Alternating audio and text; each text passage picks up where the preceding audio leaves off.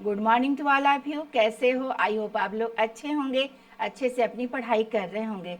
Student, कुछ तबीयत हमारी ठीक नहीं थी, जिसकी वजह से हम 2 दिन से क्लास आपको नहीं दे पा रहे थे। लेकिन आज जो हम पढ़ेंगे, हमारी जो आज की क्लास है पारिवारिक संसाधन प्रबंध है। पिछले क्लास में हम आपको दिए थे कि गृह प्रबंध की प्रक्रिया क्या है, उससे जितने भी संबंधित प्रश्न थे वो भी करा दिए थे। वो चैप्टर पूरी तरह से हमारा कंप्लीट हो गया था। आज भी हम इसको पूरी तरह से अच्छे से क्लियर करेंगे और जितने भी इससे क्वेश्चन बनेंगे उसको भी हम कल कर लेंगे, ताकि पूरी तरह से हमारा कॉन्सेप्ट जो है क्लियर हो जाए। समझ रहे हो ना? ये जो हमारा चैप्टर है बहुत ही इम्पॉर्टेंट है। आप जब देखोगे, प्रैक्टिस सेट सॉल्व करते हो तो देखोगे कि हर साल इससे एक न एक प्रश्न आता रहता है। तो इसके शब्दों पर ध्यान देते हैं कि ये है क्या, पारिवारिक संसाधन प्रबंध है क्या। समझ रहे हो ना? पारिवारिक संसाधन प्रबंध कहते किसे हैं? तो देखो, ये मानवीय नहीं है। यहाँ हम क्या देखेंगे, ये हमारा मिस्टेक है। पारिवारिक संसाधन प्रबंध है, पारिवारिक संसाधन प्रबंध है। ठीक, अब देखते हैं कि पारिवारिक संसाधन प्रबंध है क्या, ये संसाधन है क्या, इसका हम मैनेजमेंट कैसे करते हैं अपने परिवार के लक्ष्यों की प्राप्ति के लिए। तो देखो, यहाँ लिखा हुआ है कि गृह व्यवस्था में पारिवारिक संसाधनों का प्रयोग जो गृहिणी होती है अपने लक्ष्य को प्राप्त करने के लिए किसी न किसी रूप में करती है, और उसका प्रयोग करने के लिए उसको उसमें स्किल पावर बहुत अच्छा होना चाहिए, उस क्षेत्र में उसको एकदम निपुण होना चाहिए। जब वह उसके अंदर इन साधनों को प्रयोग करने की निपुणता होगी, स्किल पावर होगा, तो वह अपने संसाधनों का प्रयोग करके अपने लक्ष्यों को प्राप्त कर लेगी। समझ रहे हो ना? यह संसाधन देखो, अगर हम ये देखें तो ये संसाधन भी 2 तरह का होता है। एक तो हमें नेचर से भी मिल जाता है, प्राकृतिक संसाधन होता है, और एक मानवीय संसाधन होता है। समझ रहे हो ना? प्राकृतिक संसाधन क्या है? जो प्रकृतियों से हमें प्राप्त होता है, जैसे हवा हो गया, जल हो गया, पेड़ पौधे हो गए, ये भी तो संसाधन है। अगर ये हमें ना मिले तो क्या हम अपने कार्य को सही ढंग से कर पाएंगे? क्या मानवीय संसाधन सही ढंग से अपना काम कर लेगा? मानव अपना काम कर पाएगा सही से? तो नहीं। इस तरह से ये दोनों संसाधन ही हमारे परिवार के लक्ष्यों को प्राप्त करने के लिए बहुत ही जरूरी होता है। समझ पा रहे हो ना? इस चीज को देख लीजिए, यही हमारा क्या है, हमारा एक फैमिली जो होती है, यह कैसे अपने एक एक साधनों को कलेक्ट करके, कुछ मानवीय साधन होते हैं, कुछ भौतिक साधन होते हैं, उन दोनों को लेकर अपने गृह व्यवस्था को कितने सिस्टमेटिक ढंग से चलाती है, ताकि हमारा जो लक्ष्य है वो अच्छे से प्राप्त हो जाए। समझ पा रहे हो ना? इसी को हम क्या कहते हैं? इसी को पारिवारिक संसाधन कहते हैं। क्लियर है? देखते हैं कि यह कितने प्रकार का होता है। पारिवारिक संसाधनों का वर्गीकरण हम पूरी तरह से आपको डिफाइन कर दिए हैं कि कितने लोगों ने अपने अपने हिसाब से किस किस तरह से इसको क्लासिफाई किया है। समझ पा रहे हो ना? देखो, पारिवारिक संसाधनों का जो वर्गीकरण है, पहले किसके अनुसार है? ओपेनहीम के अनुसार। ओपेनहीम ने संसाधन को 3 भाग में बांट दिया है। समझ रहे हो ना? कौन कौन सा? एक तो ह्यूमन रिसोर्सेज है, मानवीय संसाधन। दूसरा क्या है? आर्थिक संसाधन। और तीसरा क्या है? पर्यावरण संबंधी संसाधन, साधन या संसाधन कहो। समझ रहे हो ना? ये 3 जो पार्ट हमारे हैं, समझ रहे, ये तीनों को मिलाकर ही हम अपनी गृह व्यवस्था के लक्ष्य को हासिल करते हैं। आई बात समझ में? इन्होंने क्या जोड़ दिया है? जैसे ग्रास और कैंडल है तो सिर्फ मानवीय अमानवीय को बताए हैं। समझ रहे हो ना? जहां से आपका क्वेश्चन बार बार पूछता है। लेकिन हमको चीजों को समझने के लिए सबको समझना चाहिए, हर एक चीज को समझना चाहिए। कोई जरूरी नहीं कि जितना एग्जाम में आए उतने ही पढ़ो, डीप में स्टडी करो, हो सकता है कि यहाँ से भी कुछ मिल जाए आपको। आई बात समझ में? तो देखिए, इन्होंने मानवीय संसाधन का वर्गीकरण किया। मानवीय संसाधन जैसा जानते हो कि मानवीय संसाधन वह संसाधन है, मानवीय साधन वह साधन है जो मानव के अंदर विद्यमान रहता है।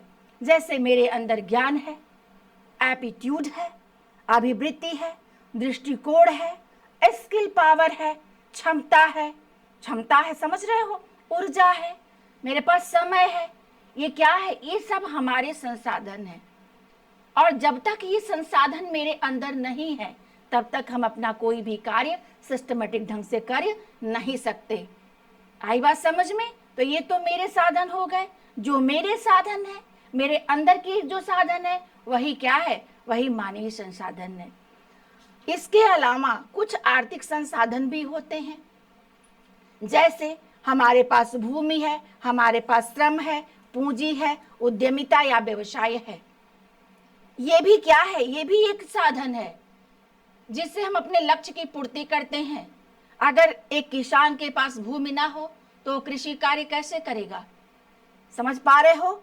अगर उसके पास श्रम ना हो उस क्षेत्र में तो कोई काम हासिल नहीं कर पाएगा। श्रम इससे रिलेट है, पूंजी से रिलेट है। जैसा वो श्रम करेगा वैसा उसके पास पूंजी होगी, और जैसा पूंजी होगी वैसा वो व्यवसाय करेगा। आई बात समझ में? तो ये भी आर्थिक संसाधन भी हमारे लक्ष्य को प्राप्त करने में सहयोग देते हैं। ये कौन कह रहा है? ओपनहीम कह रहे हैं। तीसरा क्या कह रहे हैं कि कुछ हमारे साधन पर्यावरणीय संसाधन होते हैं जिसके बिना यह मानव क्या करेगा? अपना कार्य नहीं कर पाएगा। क्या आपको जल वायु ना मिले, जल ना मिले, वन का मतलब पेड़ पौधे, आपको अच्छा इन्वायरमेंट ना मिले तो क्या अपने काम को आप कर पाओगे? कभी नहीं कर पाओगे। तो इसके बिना यह क्या है? यह अधूरा है। समझ रहे हो ना? तो ओपनहीम के अकॉर्डिंग ये तीनों संसाधन आपको आपके लक्ष्य तक पहुंचाने में सहायक होते हैं। क्लियर है? Any doubt? क्लियर है ना? आपको क्वेश्चन बन सकता है कि ओपनहीम के अनुसार संसाधनों को कितने भागों में बांटा गया है, ठीक ना? मानवीय साधन, आर्थिक साधन, पर्यावरणीय संबंधी साधन, ठीक ना? क्लियर है? Any doubt? नेक्स्ट देखते हैं कि फ्रेंच लिक ने साधनों का वर्गीकरण कितने भागों में किया है। इन्होंने क्या कहा है कि साधन 3 प्रकार के होते हैं। कौन कौन से? एक तकनीकी साधन होता है, टेक्निकल रिसोर्सेज होते हैं, दूसरा सोशल रिसोर्सेज होता है, और तीसरा जो होता है मानवीय साधन होता है, ठीक ना? ध्यान रखिएगा कि किसके अनुसार कौन सा साधन पढ़ रहे हो। आई बात समझ में? फ्रेंच लिक के अनुसार कितने साधन? इनके अनुसार भी 3 है। इन्होंने तकनीकी साधन को भी इसमें इंक्लूड कर लिया है, क्योंकि जितने भी साधन हम यूज करते हैं, चाहे वह मिक्सर ग्राइंडर हो या वॉशिंग मशीन हो, समझ रहे हो ना? ये सब क्या है? ये सब आपके तकनीकी साधन है। एक तरह से क्या है? आपके तकनीकी साधन है। जब तक उसका यूज नहीं करोगे तब तक अपने लक्ष्य की प्राप्ति नहीं कर पाओगे। समझ रहे हो ना? इसके अलावा क्या है? परामर्शदाता के उपकरण। हम जो आपको बता रहे हैं, जो आपको हम समझा रहे हैं, या क्या हम क्या है आपके लिए? एक परामर्शदाता है। और जिन जिन उपकरणों का हम सहायता ले रहे हैं वो भी क्या है? एक तरह से साधन है। समझ रहे हो ना? हमारा बोर्ड क्या है? आपके लिए साधन है। ये पेन क्या है? आपके लिए साधन है। समझ रहे हो? अगर मेरे पास ये साधन ना होते तो हम अपने विचार को आप तक नहीं पहुंचा पाते। समझ रहे हो? तो मेरा लक्ष्य क्या है कि हम अपनी बातों को आप तक पहुंचाएं। तो कहीं ना कहीं लक्ष्य हमारा क्या हो जाएगा? अधूरा रह जाएगा। समझ रहे हो? कार्यक्रमों के लिए यंत्र, यहाँ पे यात्रा नहीं है, यंत्र है, ठीक ना? कार्यक्रमों के लिए जितने भी टूल्स अपनाए जाते हैं कि हम जो ये प्रोग्राम करेंगे, समझ रहे हो ना? कॉपी पेन ये जितना सब लेते हो, ये क्या है? एक प्लानिंग के तहत, बिना उसके कैसे करोगे? जब तक कुछ आपके पास लिखने के लिए मटेरियल नहीं मिलेगा कैसे लिखोगे? कैसे प्लान करोगे? समझ रहे हो ना? तो आपका ये भी हो गया। कंप्यूटर का उपयोग, सारी तकनीकी साधन है। क्लियर है?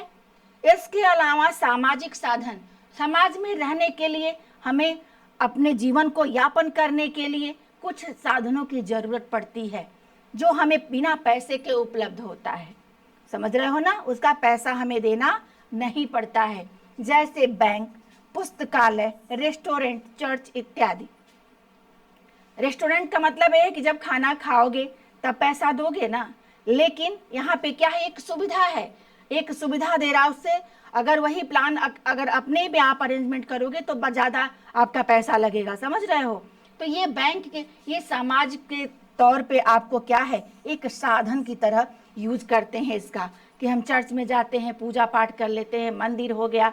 ये समाज में रहने के लिए, समाज का इन्वायरमेंट डेवलपमेंट करने के लिए, हमारा डेवलपमेंट करने के लिए कुछ साधनों की जरूरत पड़ती है। किसके अनुसार? फ्रेंड्स लीग के अनुसार। आई बात समझ में? इसके अलावा मानवीय संसाधन जो अभी वहां बता दिए हैं कि जो भी हमारे अंदर निहित जो शक्तियां हैं, जो अदृश्य हैं, दिखाई नहीं दे रही हैं, जैसे मेरी ऊर्जा, मेरी क्षमता, मेरा स्किल, मेरी योग्यता, जो भी हमारे अंदर, मेरी भावनाएं, मेरा संवेग, मेरा विचार, ये सब क्या है? ये सब मानवीय संसाधन है। क्लियर है? ये कौन किसके अनुसार है? ये सामाजिक साधन की जहां बात आएगी आप समझ लीजिएगा कि फ्रेंच लीग का है, या तकनीकी से पकड़ लीजिएगा कि तकनीकी साधन और सामाजिक साधन किसका है? फ्रेंच लीग का है। क्लियर है? अब देखिए, जहां से आपका ज्यादा क्वेश्चन बनता है, ग्रास एवं क्रैंडल के अनुसार जो इन्होंने बांटा है, यहां से आपके हमेशा क्वेश्चन बनते हैं, ठीक ना? लेकिन हम उसको भी छोड़ नहीं सकते, वो भी अपने अपने अनुसार अपना वर्गीकरण क्लासीफाई किए, जिसको जानना जरूरी था। समझ रहे हो? अब देखिए, ग्रास एवं क्रैंडल के अनुसार पहले ये क्वेश्चन बनता है कि ग्रास एवं क्रैंडल ने साधनों का वर्गीकरण किसके आधार पर किया है? तो इन्होंने दो आधार पर किया है, एक मानवीय साधन या अभौतिक साधन कह लो, या और दूसरा जो है अमानवीय साधन या उसे भौतिक साधन कह लो। क्लियर है? एक ह्यूमन रिसोर्सेज है और एक नॉन ह्यूमन रिसोर्सेज है। इन्होंने ग्रास एवं क्रैंडल ने दो भाग में डिवाइड कर दिया। ह्यूमन रिसोर्सेज के अभी बताए हैं, अभी आपको बताए हैं, ठीक ना? इसके अलावा इत्यादि कर लो। यहाँ पे कौन कौन से हैं? आपका समय है, शक्ति है, रुचि है, योग्यता है, क्षमता है, ऊर्जा है, जो आपके अंदर विद्यमान है, वो सारी इसके अंतर्गत आएंगे। बस इतना याद रख लीजिएगा कि हमारे ही अंदर जो हमारी शक्तियां हैं और उन शक्तियों से जितने भी चीज उभर कर मेरे सामने आ रही हैं, वही मानवीय संसाधन है। इसी के सहायता से वो हर उपकरणों का भी प्रयोग करता है मानव। अगर मेरे पास ज्ञान ही न रहे तो ये सारे हमारे जो अमानवीय भौतिक साधन हैं वो सब बेकार है। लेकिन इसको बनाया किसने है? मानव ने ही बनाया है। समझ रहे हो ना? मानव ने ही इसका निर्माण किया है। जैसे मानव ने घर का निर्माण किया, कार का निर्माण किया, और ये कहाँ से आ रहा है? धन से आ रहा है। तो धन भी क्या है? हमारा अमानवीय संसाधन है। क्लियर है? सामुदायिक सुविधाएं, या तो इसको सामुदायिक सुविधा कहो या सार्वजनिक सुविधा कहो, ठीक ना? कहीं कहीं आपका इसे सार्वजनिक सुविधा भी कहा जाता है। किसी किसी बुक में दिया रहेगा, क्वेश्चन में भी दोनों टाइप से पूछता है। सामुदायिक सुविधा के नाम से भी पूछेगा और आपका सार्वजनिक सुविधा के नाम से भी पूछता है, ठीक ना? तो अगर मान लो अगर अभौतिक वस्तुएं आपको आ जाए तो सारे उपकरणों को ध्यान में रखिएगा, कोई भी उपकरण का नाम लेकर पूछ सकता है। कार हो गया, घर हो गया, आपके जितने उपकरण यूज कर रहे हो आप, जैसे मिक्सर ग्राइंडर यूज कर रहे हो, वॉशिंग मशीन यूज कर रहे हो, ग्राइंडर यूज करते हो, सब कुछ जितना यूज कर रहे हो, वैक्यूम क्लीनर यूज कर रहे हो, जितना आप कर रहे हो ना कि हमारा काम क्या है, जल्दी से आसान हो जाए। अब तो देख ही रहे हो कि हर क्षेत्र में एक एक उपकरण बनने लगे हैं। रोज हमारे साधन विकसित किए जा रहे हैं, जैसा हमारा डिमांड रह रहा है वैसे साधनों का निर्माण हो रहा है। तो ये सारे साधन क्या है? क्या है बताओ? कौन से साधन है? अमानवीय या भौतिक। क्लियर है? सामुदायिक सुविधा का मतलब होता है, जैसे मान लो समुदाय में जहाँ पे रह रहे हो वहाँ के हिसाब से कुछ आपको सुविधाएं प्रदान कर दी जाती हैं। जैसे यातायात की सुविधा, बस चलने लगती है, ठीक ना? पार्क है, आप जाके खेलो कूदो, उसका पैसा नहीं लगेगा। या वह सुविधा है जो आपको जाकर वहां आराम से बैठ सकते हो, सबके लिए एक समान अधिकार प्राप्त होता है। लाइब्रेरी में जाओगे, बैठ के पढ़ के चले जाओगे, ठीक ना? समझ रहे हो? सड़क पर जाओगे, कोई नहीं आपको रोकेगा कि वहां मत जाओ। मंदिर जाके बैठ जाओ, कोई नहीं रोकेगा। समझ रहे हो? तो सारा क्या है आपका, जो सारे हमारा जितने भी उद्यान, बाजार, पुस्तकालय, ये सब क्या है? ये सार्वजनिक सुविधा है। सार्वजनिक मतलब सबके लिए एक समान जो व्यवस्था होती है उसी को हम सार्वजनिक सुविधा के नाम से जानते हैं। संसाधन को समझ रहे हो ना, यहाँ पे ग्रास और कैंडल ने बांटा है। अब देखो एक क्वेश्चन और ध्यान रखिएगा कि निकिल और डार्सी के अनुसार भी, निकिल एवं डार्सी ने भी, ठीक ना, ने भी इसी दोनों को डिवाइड किया है, ठीक ना, मानवीय और अमानवीय को।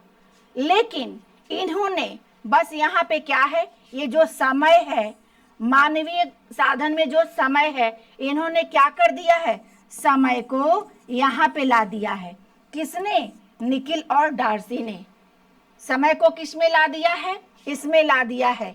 यानी यूं कह लीजिए कि इनके अनुसार, ठीक ना, अमानवीय साधन जो है, ध्यान दीजिएगा यहाँ से क्वेश्चन बनता है, अमानवीय साधन में ये तो सब रहेगा, इन्होंने समय को बता दिया है, ठीक ना, समय को, यही डिफरेंस है। इन्होंने समय को क्यों कर दिया ये भी जान लो, समय को क्यों इसमें ला दिया नॉन ह्यूमन में, जबकि ये तो हमारा ही है, मुझे ही 24 घंटा मिल रहा है। किसी भौतिक साधन में तो है नहीं कि वॉशिंग मशीन को हमने 24 घंटा दे रखा है, हमने झाड़ू पोछे को 24 घंटा दे रखा है, ऐसा तो हमने किया नहीं है। लेकिन इस चीज को समझ लीजिए कि क्यों इन्होंने समय को अमानवीय में रखा है, जबकि अमानवीय में धन है।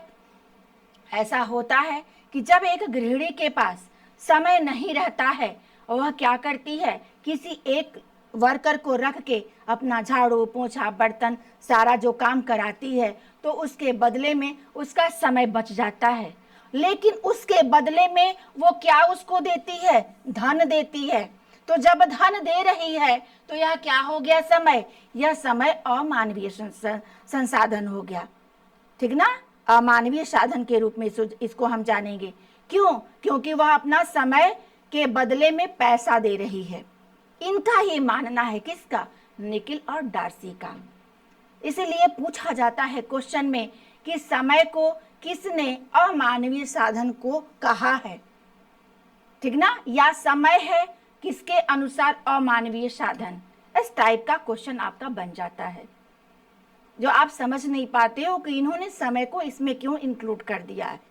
आई बात समझ में, अब क्लियर हो गया, अब कोई डाउट नहीं होगा ना क्वेश्चन में। चलिए नेक्स्ट देखते हैं। इतना समझ में आ गया, तीनों के क्लासिफिकेशन को हम पढ़ लिए, कहीं ना कहीं हम चारों के क्लासिफिकेशन को पढ़ लिए, ठीक, किसको, ओपन हिम को, फ्रेंच लीग को, ग्रास हिम कैंडल को, निकिल और डार्सी को। क्लासिफिकेशन में एनी कंफ्यूजन, कोई भी कंफ्यूजन होगा तो हमें कमेंट के थ्रू जरूर बताइएगा। अब देखिए ये हमारा क्या है, यह कहीं ना कहीं हमारा मानवीय और अमानवीय साधन है। देखो उसी को हम यहाँ पे नोट कर लीजिएगा। आप देखिए इसी को हमने बता दिया है कि इन्होंने दोनों वर्गों में बांटा है, किंतु किसने, समय को अमानवीय साधन माना है, ठीक ना। देखो यह 4M है, ह्यूमन रिसोर्सेज मैनेजमेंट है। ये कैसे हो रहा है, कैसे इसके एम्प्लॉयज होते हैं, ट्रेन करते हैं, रिक्वायरमेंट होती है, ठीक ना, बिजनेस वैल्यू कैसे मिलता है, तब जाके हम अपने ऑब्जेक्टिव को लेते कर और किसको प्राप्त करते हैं, अपने गोल को प्राप्त करते हैं। समझ रहे हो ना, यहाँ एक इमेज के थ्रू बता दिया है कि हम कैसे अपने साधनों को मैनेज करते हैं। क्लियर है, एनी डाउट। चलिए नेक्स्ट देखते हैं, साधनों की विशेषताएं। यहां से हमेशा क्वेश्चन आपको दिखाई देगा नेट में और रियलिटी में, ठीक ना। टीजीटी पीजीटी का तो ज्यादा वहां क्लासिफिकेशन से दिखाई देगा, लेकिन यहाँ से जो आपका है साधनों की विशेषताओं से जो क्वेश्चन आपको यहाँ दिखेगा, यहाँ नेट में दिखेगा और रियलिटी में दिखेगा, ठीक ना। अब देखते हैं यहाँ से क्वेश्चन कैसे बनेगा, आप ध्यान से पढ़िएगा, यहाँ से बहुत सारे क्वेश्चन आपको आगे देखने को मिलेंगे। पहला ही कह रहा है कि साधन उपयोगी होते हैं। आप समझ ही रहे हो कि चाहे वह मानवीय साधन हो या अमानवीय साधन हो, दोनों की उपयोगिता बहुत महत्वपूर्ण स्थान रखती है हमारे गृह व्यवस्था के लक्ष्य को प्राप्त करने के लिए। समझ रहे हो ना। जैसे मान लो हमारी ऊर्जा है, उपयोगी है, हमारा एक कुकर है वो भी उपयोगी है, हमारा एक टोस्टर है वो भी उपयोगी है। समय समय पर सबका उपयोग होता है, समझ रहे हो ना। टाइम टू टाइम हम हर चीज का उपयोग करते हैं। ऐसा भी कोई साधन नहीं होता होगा जिसे गृहिणी ले ले और वह निरर्थक हो। पहले तो वो निरर्थक चीज़ों को यूज लेगी ही नहीं, उसी चीज़ों को वो लेती है क्योंकि उसके अंदर क्या होता है, मितव्ययिता का गुण समाहित होता है। समझ रहे हो ना, साधनों का ज्ञान होता है उसको कि हमें किस साधन की कब जरूरत पड़ सकती है। तो ये हमारा क्या हो गया, साधन उपयोगी होते हैं। दूसरा कह रहा है कि साधन हमारा क्या होता है, सीमित होता है, लिमिटेड होता है। तो लिमिटेड की अगर हम बात करें तो इसका एक गुणात्मक सीमितता होती है, गुणात्मक सीमितता होती है, और एक होती है संख्यात्मक सीमितता होती है। संख्यात्मक सीमितता होती है, समझ रहे हो ना। अब ये कहो कि गुणात्मक सीमितता क्या है और संख्यात्मक सीमितता क्या है। हमारे क्वालिटी में, हमारे अंदर, समझ रहे हो, हमारे अंदर भी ऐसा साधन है जो सीमित मात्रा में हो। गुण भी है तो एक लिमिट तक ही है, एक लिमिट ही हमारे अंदर गुण है, एक लिमिट ही हमारे अंदर ऊर्जा है, एक लिमिट ही हमारे अंदर स्किल। हम हर क्षेत्र में स्किल पावर नहीं रख सकते ना, उसका भी एक लिमिट है। लिमिट है कि नहीं। आप क्या हर दिन भर से रात सुबह उठोगे रात तक काम कर सकते हो, थकते हो ना। तो जहां थक गए ऊर्जा की लिमिटेशन खत्म हो गई। आई बात समझ में।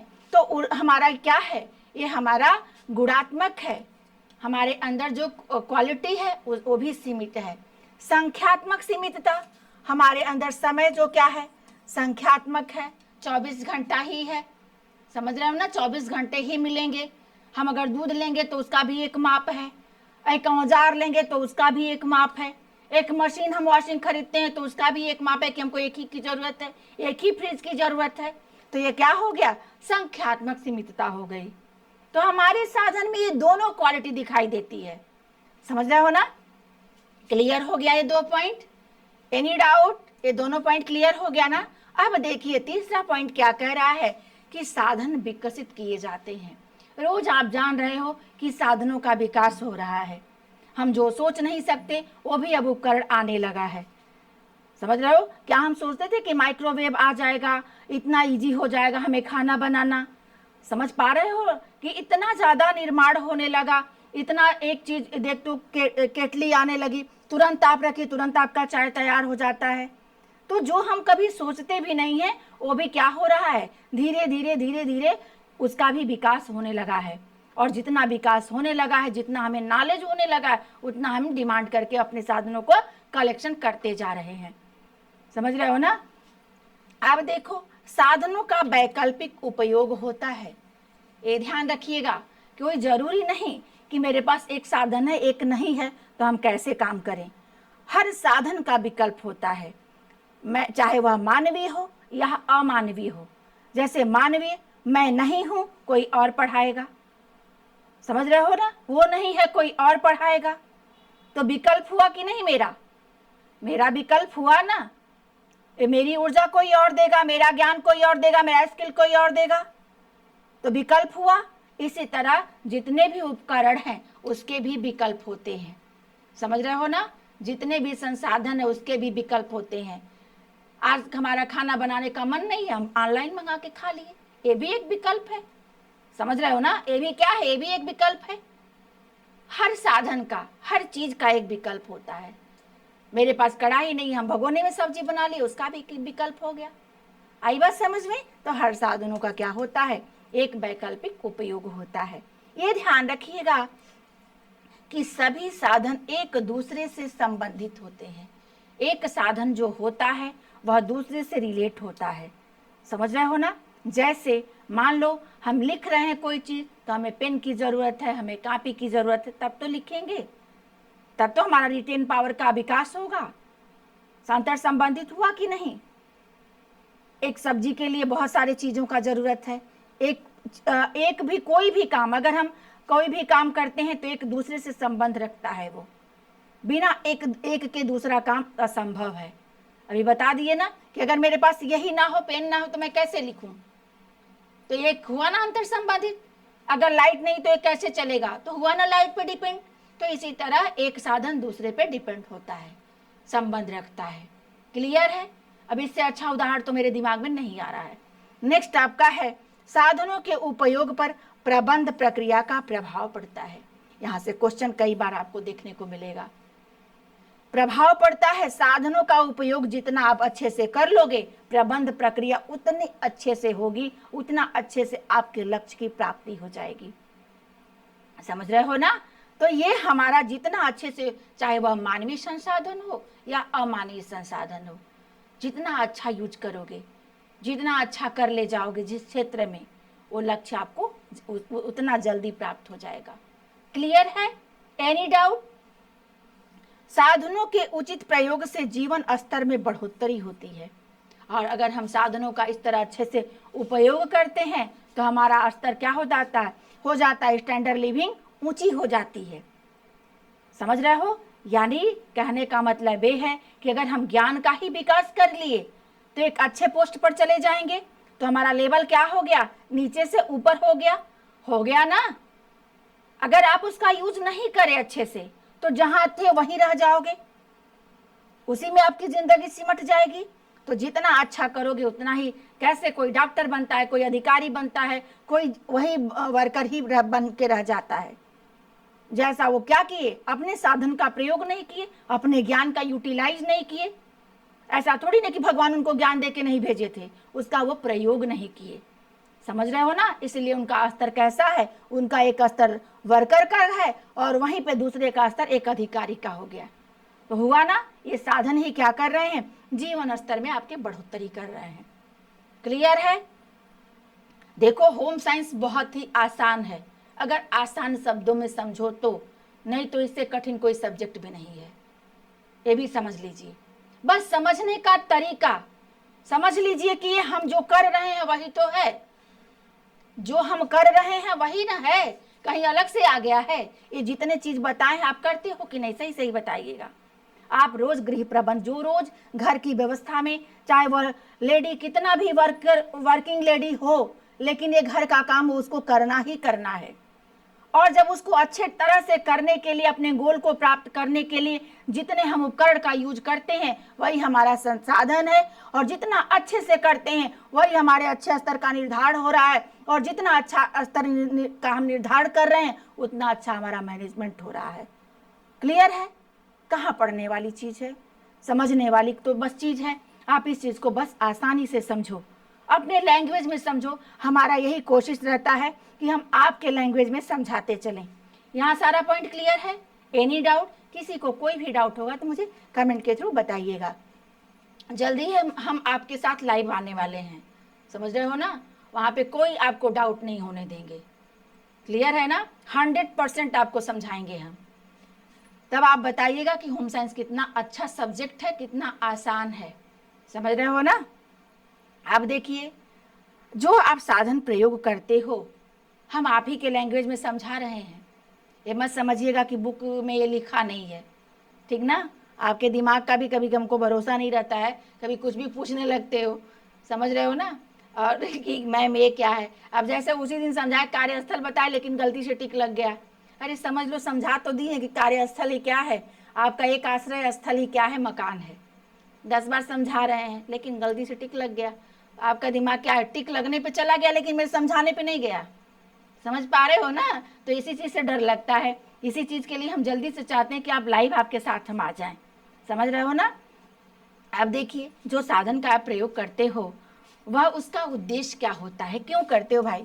इसका कुछ उद्देश्य तो होगा ना, उसका उद्देश्य तो लेके चलते हो कि क्यों हम इतना पैसा खर्च क्यों कर रहे हो, क्यों कर रहे हो, तो क्यों कर रहे, सुन लो। लक्ष्यों की प्राप्ति के लिए आपका लक्ष्य क्या है कि हम अपने मैनेजमेंट को सबसे अच्छा रखें, हम जल्दी से नौकरी पा जाएं, हम जल्दी से पढ़ाई के क्षेत्र में आगे बढ़ जाएं कि हमारा दूर दूर तक सब लोग जाने। समझ रहे हो ना? मैं एक सेल्फ डिपेंड हो जाए हम कि वहां पे हमारा एक स्तर बन जाए, जो हमको आज कोई नहीं जान रहा है कल हमको सब लोग जाने। तो आपका लक्ष्य कहीं ना कहीं है एक अच्छे पोस्ट पे जाने का, और उसके लिए क्या करना पड़ेगा, साधन जुटाना पड़ेगा। एक तो भगवान ने आपको दे रखा है ज्ञान दे रखा है, योग्यता है, आपके अंदर क्षमता है? क्या नहीं है आपके अंदर? सब कुछ तो आपके अंदर निहित है, समझ रहे हो ना। और मुझे थोड़ा सा उपकरण लेना है, थोड़ी सी किताबें लेनी है, थोड़ा पेन लेना है, कॉपी लेना है, और एक लाइट लेनी है, एक इन्वायरमेंट तैयार करना है। जैसे अभी पर्यावरण साधन पढ़े हो ना, वो भी जरूरी है, वो भी हमें जुटा लेना है, क्योंकि बिना लाइट के पढ़ सकते हो, कि ना बिना पंखे के पढ़ सकते हो, पढ़ोगे लेकिन उससे एनर्जी ज़्यादा वेस्ट होगी, दिमाग में गेन कम होगा। तो ये भी आपका एक पोषण है। हमारे बॉडी को पोषण चाहिए, हमारे आंखों को पोषण चाहिए, हमारे दिमाग को पोषण चाहिए, तो हमारे लिए इन्वायरमेंट भी जरूरी है, ये भी एक साधन है, समझ रहे हो ना। तो वो हमारा जो साधन है इन्वायरमेंट, वो भी आपको हम दे दिए। अब ये सारा साधन आप जुटा लिए, और क्या करना है, एक आपको पोस्ट ले लेना है, लक्ष्य को प्राप्त कर लेना है। तो ये क्या हम किए, लक्ष्यों की प्राप्ति के उद्देश्य हेतु जितना हम अपना उपकरण जुटा के पढ़ रहे हैं, और हमें कल नौकरी मिल गई, तो यही हमारा क्या है, लक्ष्य की प्राप्ति हो गई। किसी से, आपके मानवीय साधन से और अमानवीय साधन से। चेयर, टेबल, लाइट, कुर्सी, ये जितने हैं सब अमानवीय साधन है। आप जितना एफर्ट कर रहे हो, जितना परिश्रम कर रहे हो, ये सब आपके मानवीय साधन है। दोनों जब मिल गए तो आपके लक्ष्य की प्राप्ति हो गई। यही तो उद्देश्य रखे थे आप। आई बात समझ में। नेक्स्ट आपका है परिवार के सदस्यों का सर्वांगीण विकास। देखो, जब आपके लक्ष्य की प्राप्ति होगी, तो ये जब आप मैनेजमेंट अच्छा कर रहे हो, तो आपके परिवार में जितने सदस्य हैं उनका भी सर्वांगीण विकास होगा। जब आप टाइम से उठोगे, समय आपका क्या है, मानवीय संसाधन है ना। जब आप टाइम से उठोगे तो आपके बच्चे भी टाइम से उठेंगे, आपके घर के सारे सदस्य टाइम से उठेंगे, तो उनका हेल्थ कैसा रहेगा, अच्छा रहेगा। टाइम टू टाइम आप दे रहे हो, नाश्ता दे रहे हो, लंच दे रहे हो, डिनर दे रहे हो, तो उनका हेल्थ अच्छा रहेगा। जब हेल्थ अच्छा रहेगा तो उनका हर काम अच्छा होगा। तो हुआ ना सर्वांगीण विकास। आई बात समझ में। और दोनों का प्रयोग करके, आप इन साधनों का ही प्रयोग करके इतने काम को कर रहे हो, तो कहीं ना कहीं आप सर्वांगीण विकास भी कर रहे हो।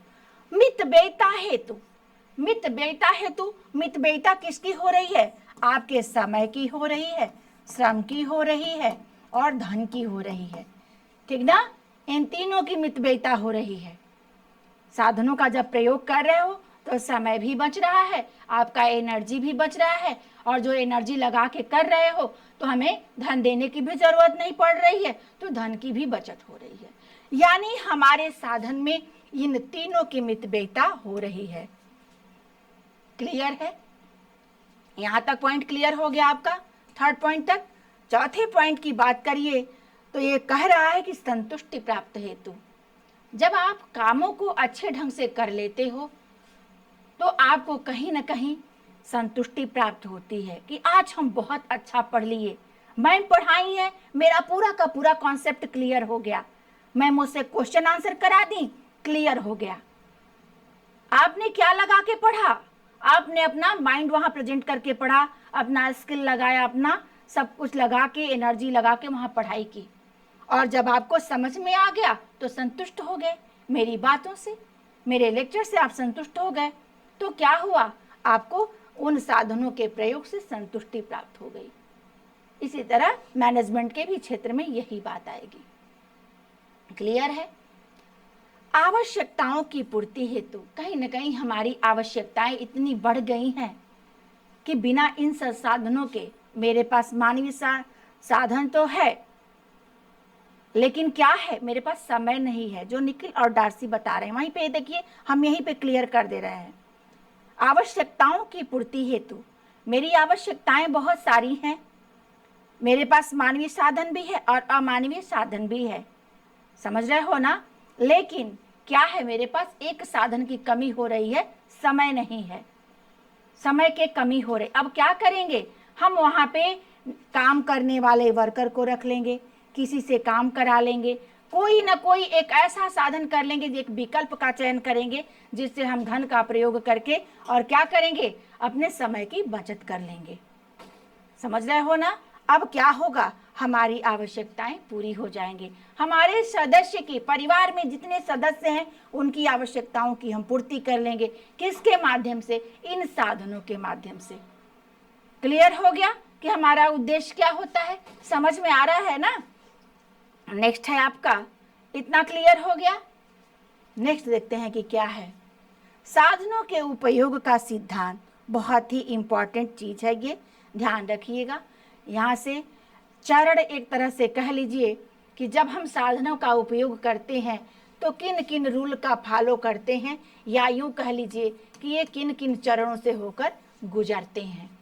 यहाँ से आपका क्वेश्चन हमेशा दिखाई देगा नेट में, ठीक ना? नेट में दिखाई देगा, समझ रहे हो ना?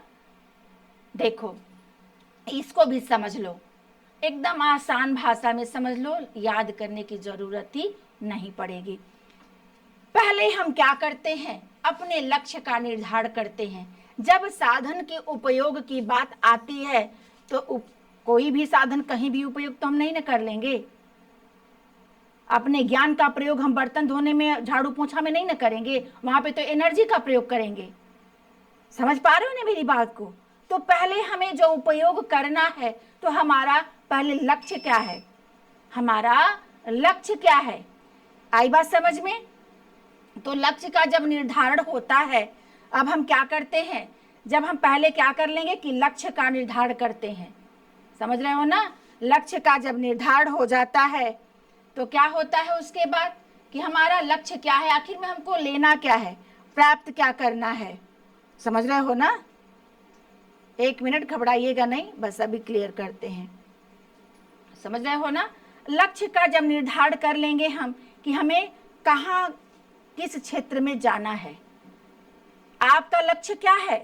टीजीटी, पीजीटी, एलटी को निकालना, तो साधन वैसा ही चूज करोगे, वैसा ही चूज करोगे ना? वैसा ही चूज करोगे कि नहीं करोगे? समझ रहे हो ना? हमेशा देखो, साधनों का प्रयोग, एक हम लक्ष्य को बनाते हैं, उसी को प्राप्त करने के लिए विभिन्न ढेर सारे उपकरणों का प्रयोग करते हैं और अपने लक्ष्य की प्राप्ति की ओर जाते हैं। समझ पा रहे हो? एक मिनट देखो, बस होने वाला है। तो उसके लिए हम क्या, हमें यहां से देखो, हमेशा नेट का जो सीक्वेंस है ना, हमेशा दिखाई देता है आपका। नेट में हमेशा ये सीक्वेंस में दे देगा कि किसके बाद कौन सा चरण है और उसको हमको कैसे अरेंज करना है। समझ रहे हो ना? उसको हमें कैसे लेकर चलना है। समझ पा रहे हो? अब उसको जब हम लेकर चलते हैं, अब कैसे हम अरेंज करेंगे, ये समझ लो। कैसे अरेंज करेंगे? एक के बाद एक को हम अरेंज करते जाते, सीक्वेंस देते जाते हैं।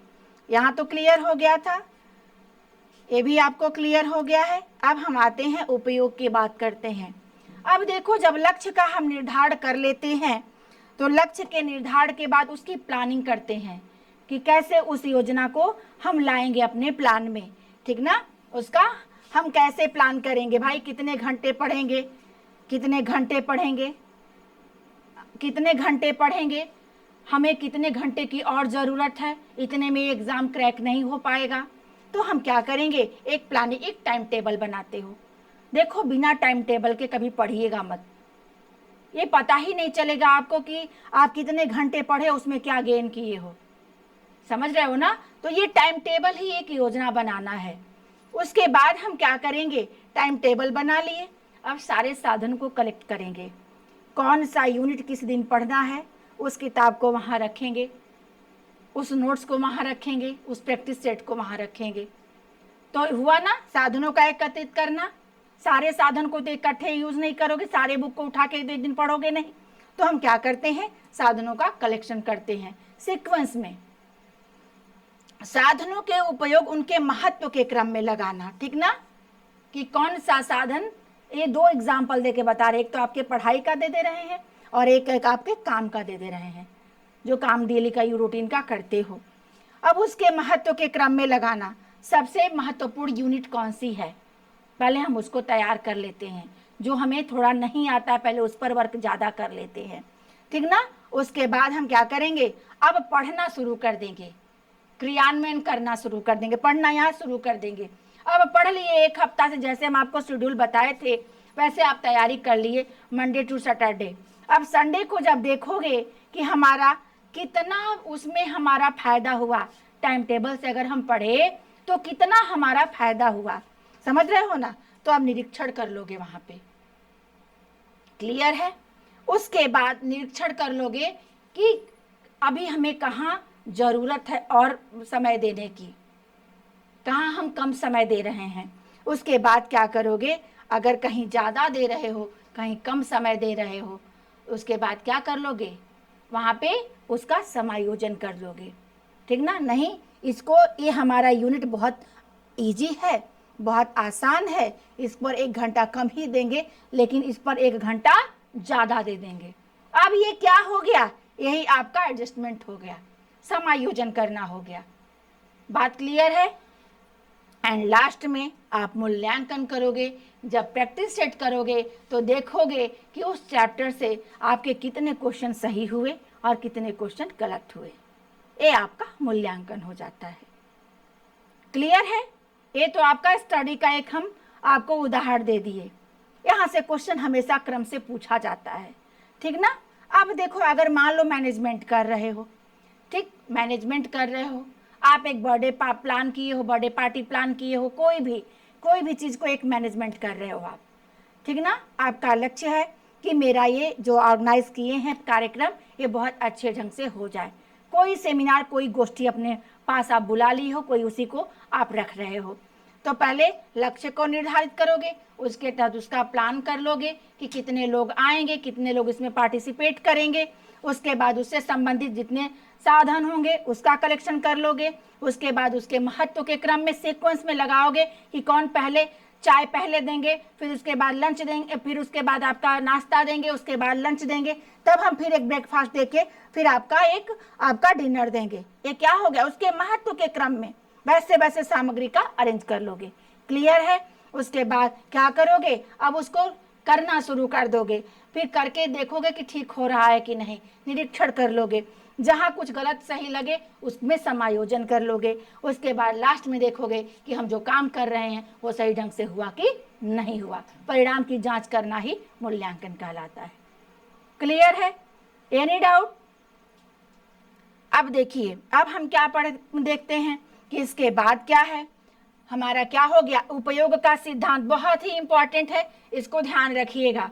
अब देखते हैं, यहां से क्वेश्चन आपका टीजीटी पीजीटी में बनता है कि पारिवारिक जीवन चक्र की जो अवस्थाएं होती हैं उसमें हमारा साधन किस प्रकार प्रभावित करता है, ठीक ना। अब देखिए, थोड़ा सा इसमें मिस्टेक है, ध्यान दीजिएगा।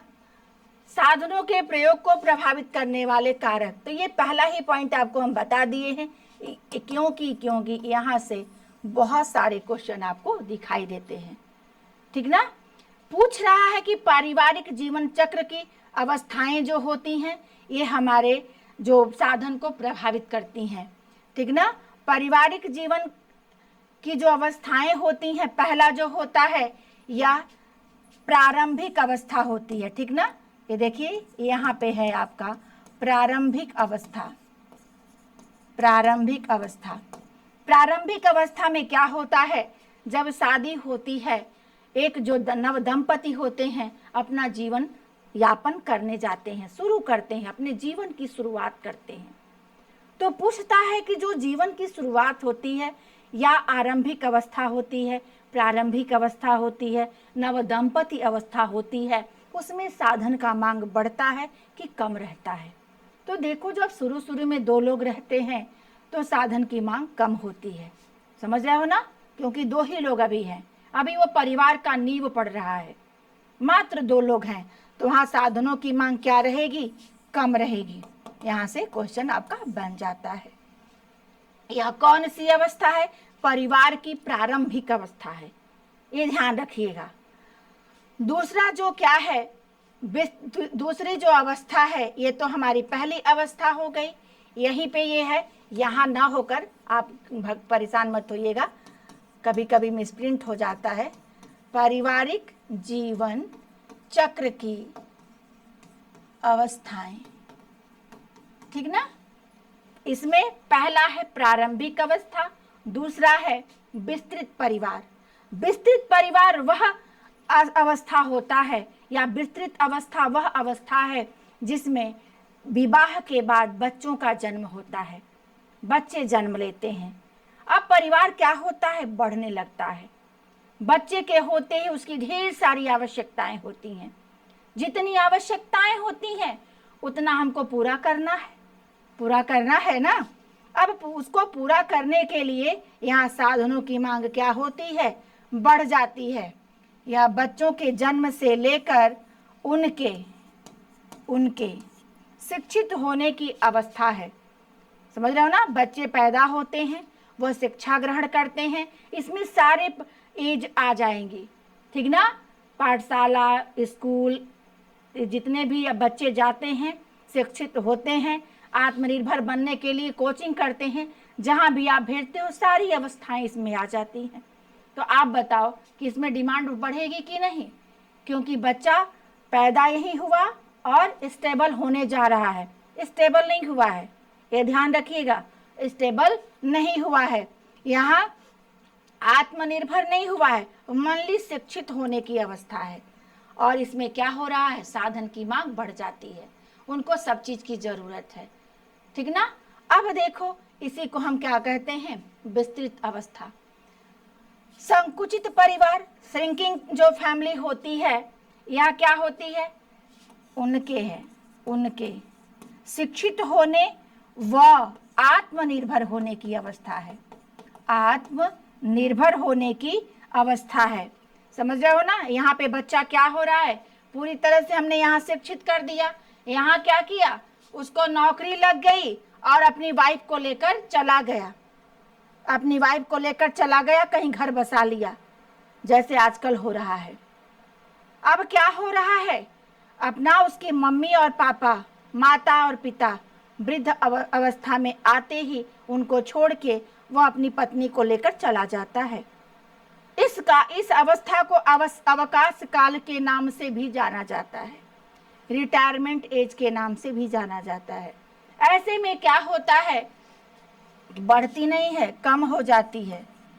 यहाँ पे क्या होता है, साधनों की मांग कम हो जाती है, उनके पास ना तो एनर्जी रहती है उतनी, ना उनके पास स्किल होता है, मतलब कि बहुत आप समझिए कि एक दृढ़ की अवस्था में वो रहते हैं।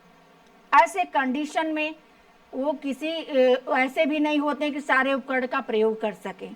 यहाँ पे क्या हो जाता है, साधनों की मांग कम हो जाती है। तो साधनों की मांग दो अवस्था में कम हो रही है, एक तो प्रारंभिक अवस्था में, एक अवकाश काल में। कहाँ बढ़ रही है, विस्तृत अवस्था में। क्लियर हो रहा है ना। देखो, पारिवारिक जीवन चक्र की 3 अवस्थाएं होती हैं जो हमारे साधन को प्रभावित करती हैं। पहला है प्रारंभिक अवस्था, या उसे नवदंपति अवस्था कहो, या परिवार की प्रारंभिक नींव कहो। वह अवस्था में सिर्फ पति पत्नी होते हैं, उनका न्यू मैरिड लाइफ होती है, न्यू कपल होते हैं, उनके पास साधनों की मांग बहुत कम होती है, क्योंकि अभी वो परिवार का शुरुआत करते हैं।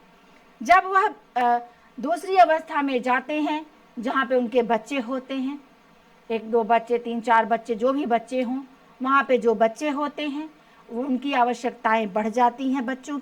बच्चों को कपड़े चाहिए, पालना चाहिए, वॉकर चाहिए, आप देख ही रहे हो, ढेर सारी चीज़ों की ज़रूरत होती है। तो वहाँ पे क्या होती है, साधनों की मांग बढ़ जाती है। तीसरी अवस्था की जब हम बात करें, यहाँ पे बच्चों को हम पूरी तरह से पढ़ा दिए, जिसको डॉक्टर बनाना उसको डॉक्टरी पढ़ा दिए, इंजीनियर बनना इंजीनियरिंग पढ़ा दिए, सिविल में जाना वो सिविल की तैयारी करा दी, यहाँ सब कुछ कर दिए हम। यहाँ पे ढेर सारे साधनों की डिमांड बढ़ी, हमने पूरा कर दिया।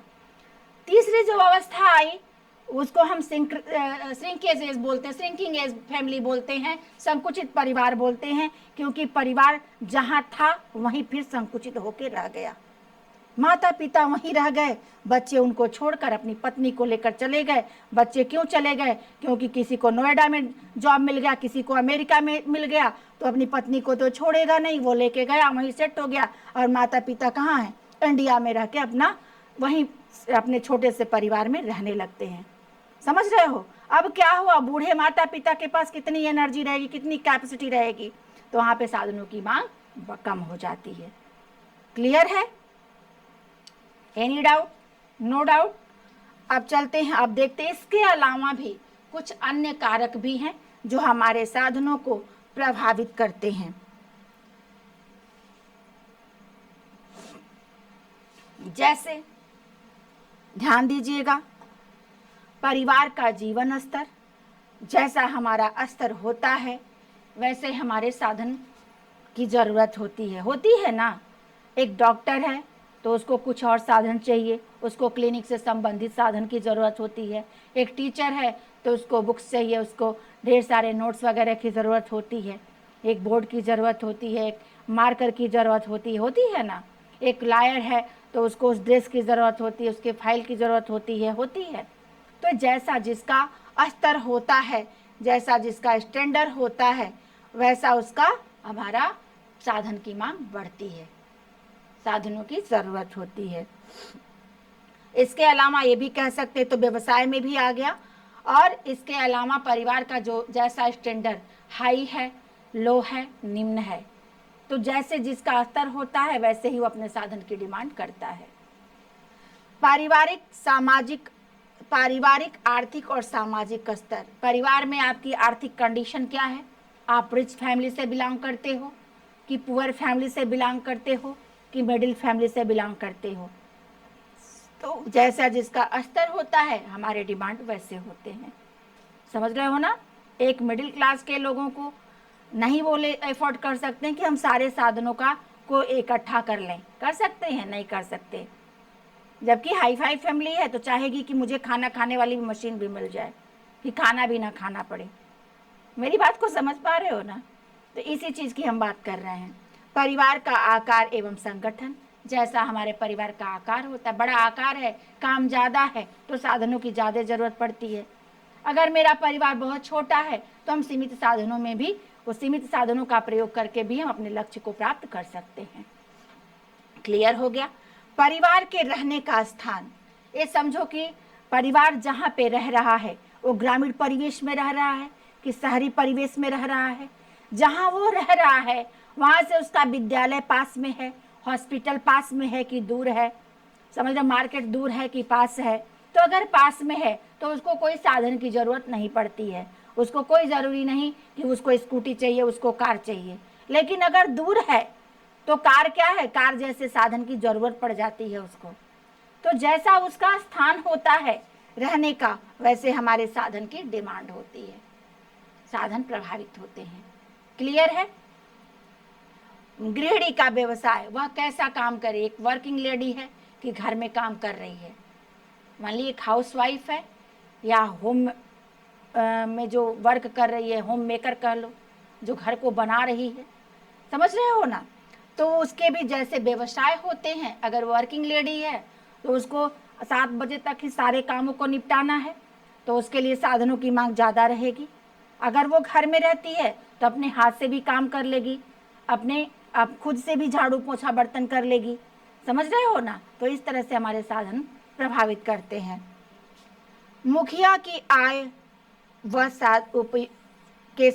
मुखिया की आय भी इम्पोर्टेंस रखती है, और साधन को उपयोग करने का ज्ञान भी।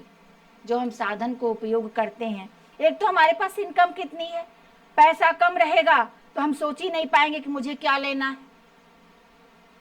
अगर मेरे पास पैसा है, मुझे ज्ञान ही नहीं है कि मार्केट में क्या आया है, किससे हम काम करेंगे तो हमारा काम जल्दी से हो जाएगा, तो ये भी हम नहीं प्रयोग कर पाएंगे।